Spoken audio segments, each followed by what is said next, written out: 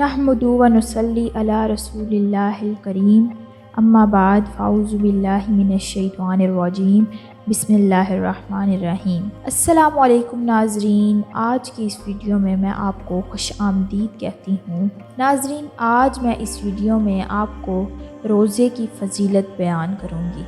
अगर आप रोज़े की फ़जीलतें जान लें तो आप कभी भी रोज़ा नहीं छोड़ेंगे।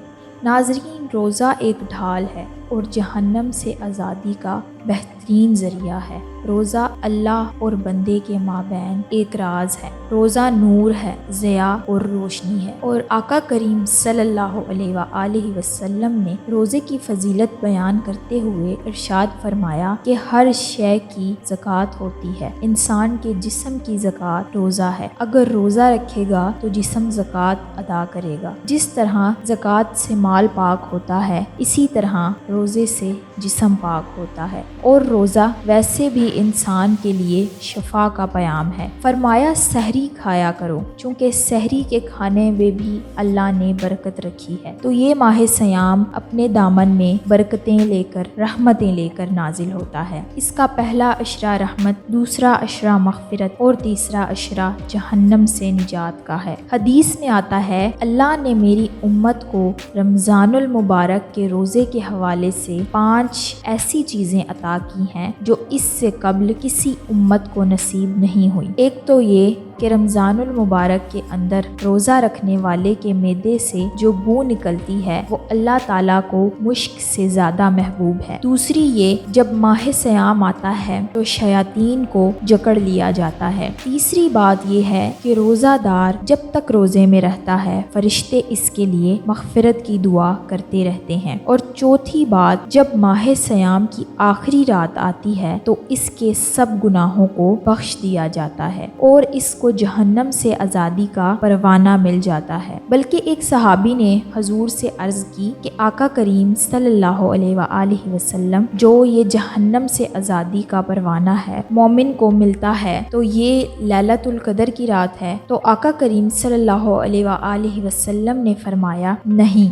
जब मज़दूर अपनी मज़दूरी मुकम्मल करता है, इसकी दिहाड़ी पूरी हो जाती है तो फिर इसका मालिक इसे कुछ देता है, तो ये जो इसको बख्शिश और मग़फ़िरत का मुजदा जां फ़िज़ा दिया जाता है ये इसकी मज़दूरी है। और फरमाया कि जो लैलतुल क़द्र की बरकतें इसे हासिल होती हैं ये इसके अलावा हैं। और ये अल्लाह ताला ने ख़ास करम नवाजी फरमाई बंदा मोमिन पर कि इसको बाबरकत रात अता फरमाई। और 5वीं फ़जीलत जो इसको दी गई रोज़ादार को, और हजूर सल्लल्लाहु अलैहि वसल्लम से कब्ल जो उम्मतों में लोग रोज़े रखते थे ये फ़जीलतें उन्हें नहीं अता की। जन्नत को पूरा मोमिन के लिए आरास्ता व बरास्ता किया जाता है। हज़रत अबू हुरैरा रज़ी अल्लाह ताला अन्हा से एक रिवायत मरवी है जिसको इमाम बुखारी और इमाम मुस्लिम ने रिवायत किया है, जिसमें आका करीम सल्लल्लाहु अलैहि वसल्लम ने इरशाद फरमाया कि अल्लाह जल्ला शानहू फरमाता है, इब्ने आदम का हर अमल उसी के लिए है, हाँ अगर रोज़ा है जो वो मेरे लिए रखता है और इसकी जज़ा मैं इसे दूंगा। और सयाम रोज़ा ढाल है। तो फरमाया, जब कोई शख्स रोज़ा रखता है तो इसका ये अमल अल्लाह के लिए है और अल्लाह ताला इसकी जज़ा देगा। रोज़ा ढाल है, जब कोई शख्स रोज़ा रखे तो इसके अंदर अल्लाह की नाफरमानी ना करे, यहाँ तक कि कोई शख्स गाली भी दे तो वो ये कहे कि मेरा रोज़ा है, मैं साइम हूँ, मैंने रोज़ा रखा हुआ है, ये कहकर लड़ने वाले, उलझने वाले को टाल दें। हजूर पाक सल्लल्लाहु अलैहि वसल्लम ने फरमाया, मुझे कसम है उस रब की जिसके कब्ज़े में मोहम्मद की जान है कि रोज़ादार के मैदे से जो बू निकलती है अल्लाह ताला को वो कस्तूरी की खुशबू से ज़्यादा महबूब है। और रोज़ादार के लिए 2 खुशियाँ हैं। एक खुशी इस वक्त मिलती है जब वो रोज़ा अफ्तार करता है और दूसरी खुशी इससे